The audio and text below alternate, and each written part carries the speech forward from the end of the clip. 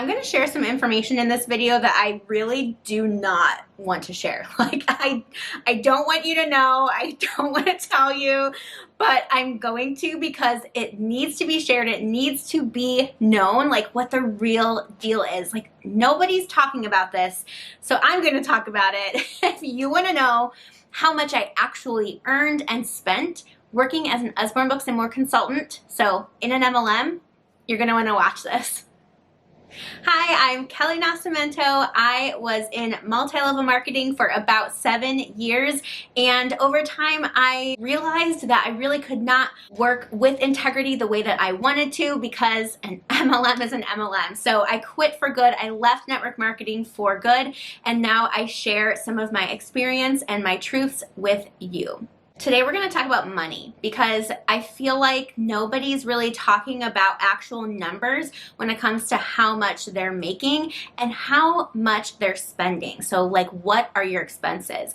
First, let's take a look at Usborne Books and More's most recent income disclosure statement because I want to give you an idea of the average that consultants are making at each rank in the company. I'll show you where I was at, what the average was, and then we're going to really dig into my personal numbers and what I was putting my money towards. All right, so now you and I are looking at the income disclosure statement. I'm going to read like all the fine print on here just so it's all out there. This says, as a purveyor of children's books, we work within the direct selling industry to further our literacy mission throughout the country. When you join Team UBAM as an independent consultant, you will quickly realize that growing your business goes beyond selling more books. You can help change lives by sharing this opportunity with others. When you share the mission, you can rise in the levels of leadership. As an independent consultant / leader, you are a business owner, not true, and are responsible for your own level of success. So obviously you're not a business owner if you are a 1099 independent contractor, but they tell you that you're a business owner. And it is true, you can make a lot of your own decisions as far as what work you do, how you sell, how you recruit, things like that. But there's definitely a lot that is not in your control, such as pricing, shipping prices, which if you are subscribed, you'll see I have an MLM Top Fails coming up, and we're going to talk a little bit about pricing. Can't wait to share that with you guys. If you are watching this and you're a UBAM customer, you might already know about that. Anyway, so then it says in the little red print, it says this document provides statistical fiscal data about the average consultant income and information about achieving various levels. So looking at an income disclosure statement is super important because these are the facts. This is the data. So if you're interested in becoming a consultant or a rep for a direct sales company, you want to look at the income disclosure statement because no matter what any individual consultant tells you they're making or how their income is helping them or, you know, whatever picture they're painting for you, it's not statistics, okay? So you want to look at this so you know what are your chances at that dream life that they're trying to sell you, okay? So let's just look at consultant. That's the first level that people join at. So you don't have to sell or recruit anything to be a consultant. 94.36% of all consultants are at this level. And we will look at the average annual income for consultants, and it is $1,237.20. So over the course of 1 year, not including any expenses, so anything that they're putting in for, I don't know, buying inventory or office supplies or shipping costs, or the monthly fee to keep your website active, they're averaging $1,200 a year, which is about $100 a month. Okay, let's look at the bottom fine print real quick. It says the data in the above chart are for incomes earned by all active consultants and leaders with sales in 2021. So this is only consultants who had sales and were active in the year 2021, okay? The average annual income for all UBAM consultants in 2021 was $559.49. So if you're averaging all of them together, the average annual income was $560. So, you know, nothing that people are living on or really paying their bills on either. This says with UBAM, so here's fine print. With UBAM, you have an opportunity to earn income on the sale of Usborne Books and More products. And FYI, just so you know, if you're less familiar with Usborne Books and More, that is basically books and like puzzles, educational things like that, any like book related things, published by Usborne Publishing and published by Kane Miller Publishing. So 2 publishing houses, and they sell like retail, they sell otherwise as well, but they have like an agreement with UBAM to sell through like their direct sales division to sell certain books from both publishing houses, if that makes sense. So that's what the products are. It says your earning potential depends on a number of factors, including but not limited to your commitment to your business, hard work, consistency, market conditions, and your sales and business skills. So true, right? Similar disclaimer to pretty much all MLMs. It says the earnings of the UBAM consultants and leaders shown here are not necessarily representative of the income, if any, that a UBAM consultant can or will earn. These figures should not be considered as a guarantee or a projection of your actual earnings or profit. UBAM does not guarantee any level of success. Okay, so if you consume anti-MLM content, you have probably heard this before, but I haven't said it on my channel, so let's talk about that, okay? UBAM and any MLM does not guarantee any level of success. There is no guarantee. So when you sign up as a consultant, you can look at the numbers on this income disclosure statement. You can look at the numbers from your sponsor, whoever is signing you up. You can look at whatever numbers you want. But the bottom line is there is no guarantee, right? So you're not like starting a job that's going to necessarily earn you a paycheck. And so the promise or kind of that vision of like potential earnings, you just have to realize what's the chance that you're actually going to earn that. That's why we're going to talk about what I actually earned and what money I put back into my business, because this doesn't even give you the whole picture since you're not looking at expenses, okay? So I left UBAM as a senior leader, okay? So I did have consultants working under me, more at times, less at times. That's kind of the trick. And I did have some leaders promote under me, so I was able to advance to senior leader, which if you look at the income disclosure statement, 0.38% of UBAM consultants are senior leaders. So that's why I always post that I was in the top 0.4%, and the average annual income for a senior leader in 2021 was $19,615.85, okay? And so that actually is I earned a little bit above average my last full year in UBAM. So I didn't look them up, but my 1099s from my memory were approximately like 12,000-ish, I think it started, or that might have been just my first 3 months. No, I don't know, 12,000-ish. And then before I left, my last 1099 was like 22 or 24,000 for the year or something like that. So yeah, I was around like a little bit above average according to the income disclosure statement. And then you can just continue to look, but the next rank up, executive leader, I never got there.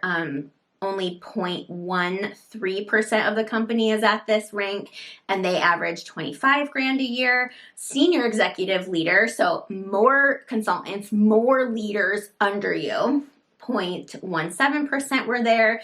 They earn an average of 35,000 a year. So we're still at like a fairly, in my opinion, a fairly modest income level, right? And I mean, people at this rank, they have gigantic teams, I would say, because you're consistently recruiting and people are consistently not doing anything. They're not selling. They're not contributing to your like maintaining your rank or advancing your rank or your group sales or anything like that. So you're consistently recruiting and consistently trying to help people promote through leadership. Okay, and then director, director is where you get till it's like, oh, like director, it's like such a big deal. They have like a huge tiara that they earn when they reach director. And so that's just 0.1% of the company. And this is where I feel like you're actually like, this could be your full-time job. You're actually contributing an income, although you're gonna see like they're putting money back into it, okay? Like they're not taking home 70K a year, okay? They're earning that, then they're paying like at least 20 to 25% of that back into taxes, okay? So consider that for one thing. I don't even have taxes set aside in my calculations that I did for today. I was so bad with money. I'm generally not great with finances, so you'll see that. And then senior director, only 0.05% of the company reaches senior director level, and they're earning an average of $133,000 a year. So that's before taxes and expenses, of course. All right, so leaders in MLMs, anyone in MLMs, they are trying to recruit by casting a vision. They want you to see what could be. They want people to see potential, unlimited potential and possibility. They want you to sign up because you want that dream, right? Like you have a vision for your life and you might want to quit your current job so you can stay at home, or you might want to pay for a house cleaner, or you might want to replace your spouse's income so they don't have to work. Like you want to be like the breadwinner of the family or whatever. You want to work flexible hours but still earn a full-time income, or all these things, like, right? Like, comment below if you've heard one of those things. If you've seen a post with someone from an MLM talking about how you can have that if you just join their team. Like, you've seen it, I've seen it, I've posted about it, okay? I attributed plenty of things to my UBAM income, which you'll see was nothing to brag about.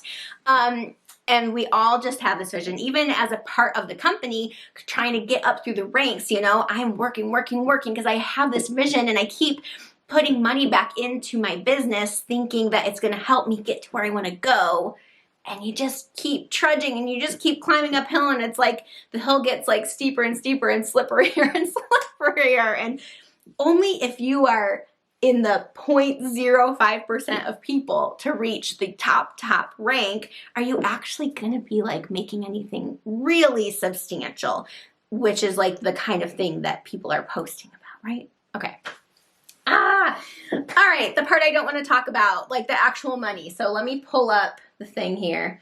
I'm going to share some income and expenses from January 2022. So to give you an idea of what was happening for me as a consultant in January of 2022, I believe I had either just promoted to advanced leader or to senior leader, or I was still advanced leader and I was like about to be senior leader. The way that I even got to senior leader was not because I like promoted another leader under me. It was because a really active consultant under me, she was fantastic. She still is fantastic. Love her to death. But she wasn't quite hitting all of the recruiting requirements. She was hitting sales requirements, but not recruiting requirements to promote to team leader, the first rank. And they changed the requirements, so you didn't have to have like as many active consultants under you or something. So she like automatically promoted, and that promoted me. So interesting. People having trouble with recruiting. It's crazy.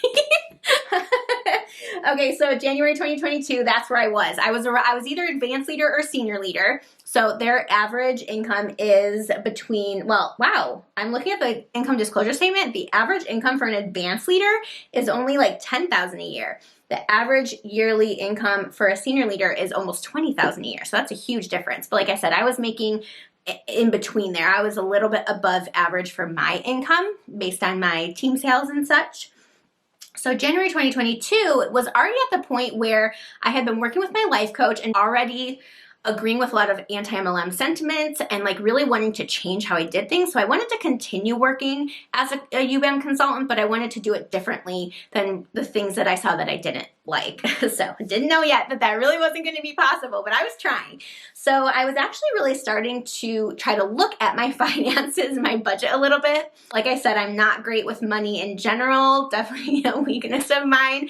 And, you know, as a business owner, as an entrepreneur, you probably want to be smart with money. That's one of the issues, in my opinion, of MLMs in general. I don't know if some do this. I'm sure some do this better than others. I know they do. But mine, anyway, they don't do like any tax education or financial education or whatever, because it's like, as a consultant, I remember having to say, like, I'm not a tax professional. Like, consult your tax professional for that, you know? So you kind of learn on your own what expenses are tax deductible and how to do it all. And I was horrible at it. I was really horrible. But let's just start talking numbers and we'll talk more as we go. Okay, so What I earned in January 2022. I'm gonna try to pop some numbers up here. Okay, so I have all my money coming in listed. So I at least tracked it like 3 years into the business. I'm like, I'm gonna track my expenses instead of gathering them all at the end of the year. So I made in total $430 in inventory sales. And not every consultant had to have inventory, sell inventory, but because I was really into YouTube, I got, what do they call it? Oh, what do they call it? Oh my gosh, I can't think of what they called it. Consignment. Oh my gosh, you can get books out on consignment, so you pay nothing up front, and then you owe 75% back, and you keep 25%. So although I actually sold $430 in inventory this month, I had to pay 75% of that back. So I actually only earned 25% of that, which is, well, and some of this includes shipping too, but I didn't really count that in here. So some of this might have been shipping payments, but either way. So I actually earned $107.50 because I had to pay back 75% of that. And then my bonus check, which this was like your override bonus, this is admittedly where the majority of my income came from, was from bonuses, which, yes, I mean, could you say I earned it because I helped my team? Sure. I mean, mostly they did it. Come on, come on, MLM leaders. How much did you really have to do with the money that they earned? A tiny bit. So I had a $710 bonus check from my team sales.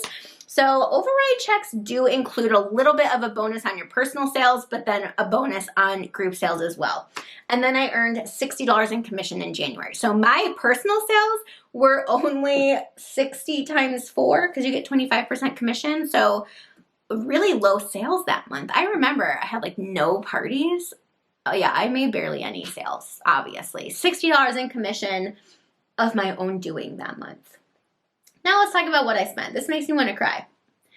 All right, so on inventory. So I'm assuming if I marked this as inventory, it was likely shipping cost for host rewards or something, books that I got hugely discounted, probably free, and I just paid tax and shipping or something. So on inventory, I spent $75 that month.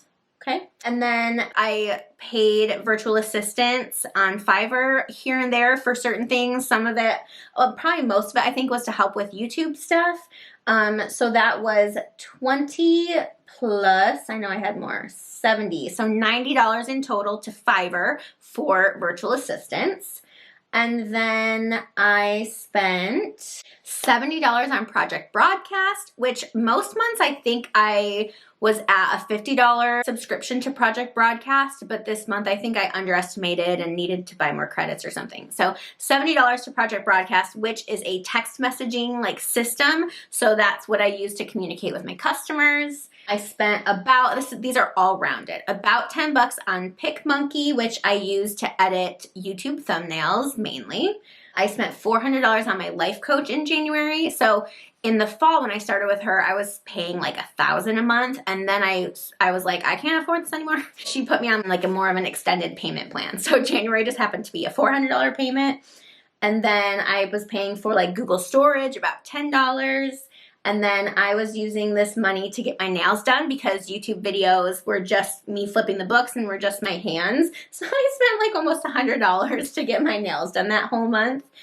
I spent about $40 on shipping, postage for all of those inventory sales. It was about $40 of that was shipping. I'm sure some of that was out of pocket because I probably discounted it. Some of that was probably paid for by them in that inventory sale amount. My cell phone bill was $80. I took that out of here. My website, my actual e-commerce website through Usborne Books and More, was about $10. That's about $10 a month, by the way.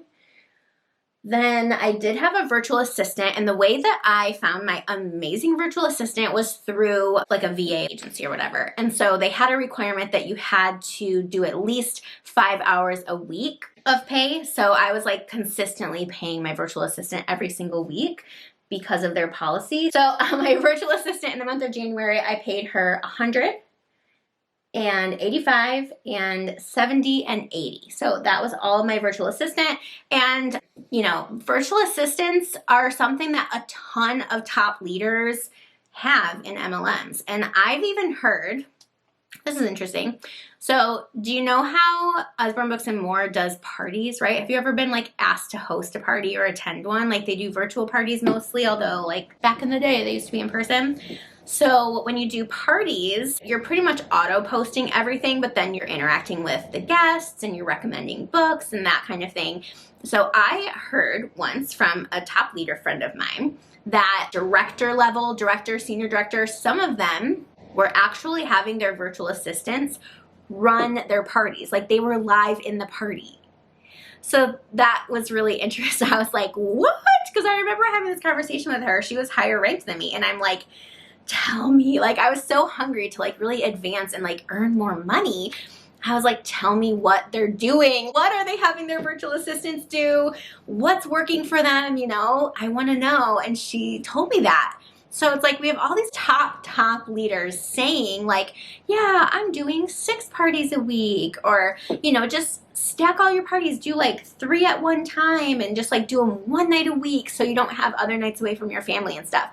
So they're saying stuff like that. And then the reality is some of them aren't doing them at all. They're just having assistants run them. And so we're all here like, you know, spending evenings at our computer asking our spouses to do bedtime and whatever. And they're just outsourcing it all. So that's crazy. But obviously I outsourced plenty. So I was really into YouTube, obviously, like tons of you are here from the Kelly's Reading Corner channel. So she did a lot, pretty much all my video editings. Like I loved doing YouTube. I just didn't have time to really commit to as much content as I was putting out. So she was my video editor. She did all my thumbnails and she would make certain graphics for me. She would do team graphics. Like every month we would announce our top sellers and whatever, and like post that in our little group chats or our team pages or whatever, and just congratulate people. So she would like make those for me. So I didn't have to go into my back office and like calculate like what was what. She would do that for me. So different things like that. Or if there was like a sale that I wanted to do, she would make a graphic for that, stuff like that. But people hire their VAs for all sorts of things, like doing their job. All right, I had like $15 spent on office supplies on Amazon. I had a QuickBooks membership, so I could pay my VA through that, and it would just all be like official. I could just get a $10.99 rate from QuickBooks. It was really easy. I liked having all of it there. And then also for selling inventory, because I wanted it to be like professional. I didn't want to continue to just have people pay by like Venmo or PayPal or whatever. So I used QuickBooks to invoice people and they could just pay by credit card. So I had about $30 a month for the QuickBooks membership. Squee was about $15, which that was like a party platform. So instead of doing my online parties on Facebook, I did them on Squee, because at this point I was really trying to get a lot of my work off of social media, because I wanted it to be more like legit and professional and not at the mercy of social media algorithms and things like that. So that is the total. Oh, and I paid myself $0. So all of the money I earned in January, and that does not include the 75% I had to pay back for that inventory I sold. I didn't even include that. I didn't include setting money aside for taxes, and I still just broke even, pretty much. Like, so that's negative net profit. So that's why I didn't want to share, okay? When I'm in editing, I'll give you like a better like total here. I just didn't do it, and I just wanted to get to filming. So I will, as much as this pains me, I'll put like a total net profit here after setting aside, let's say 20%. That's modest. 20% for taxes. And after paying that 75% back for the consignment that I took out. It's painful, isn't it? I don't know.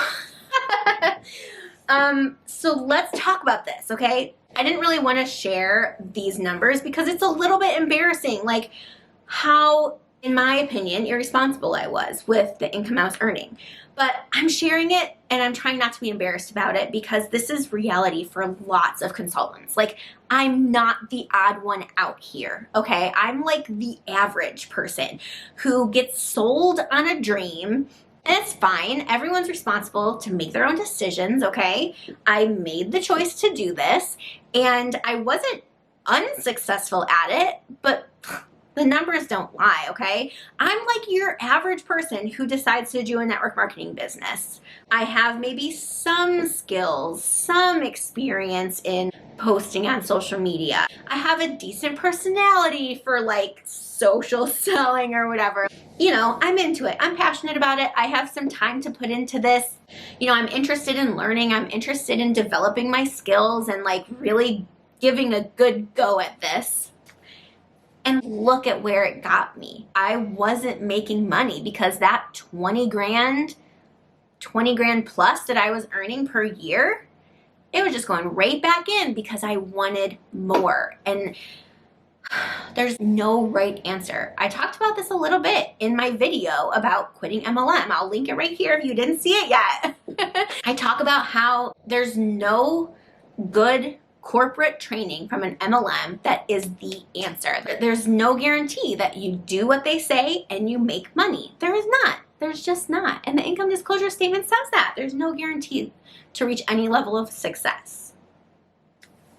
And that's the problem, because then you're in it, and no matter what your experience is, what your skills are, what your upline's resources are, no matter what, every person is individual and your brand is you.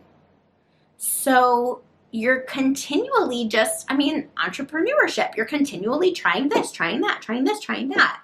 But you're just stuck on this hamster wheel trying to figure out what works for you.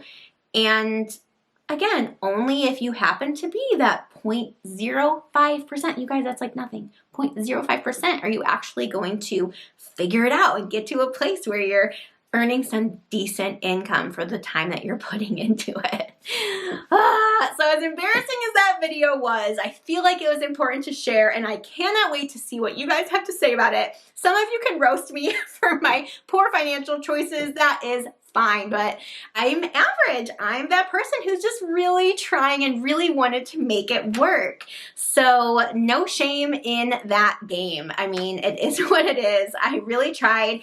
And I know I had customers who enjoyed the work that I did with Kelly's Reading Corner. So I will never be ashamed of that, but I needed to share the truth that people aren't making money, okay? They're not making money. And once I saw that that's what was happening, it was, it was time to go. It just took me a long time to decide to be done.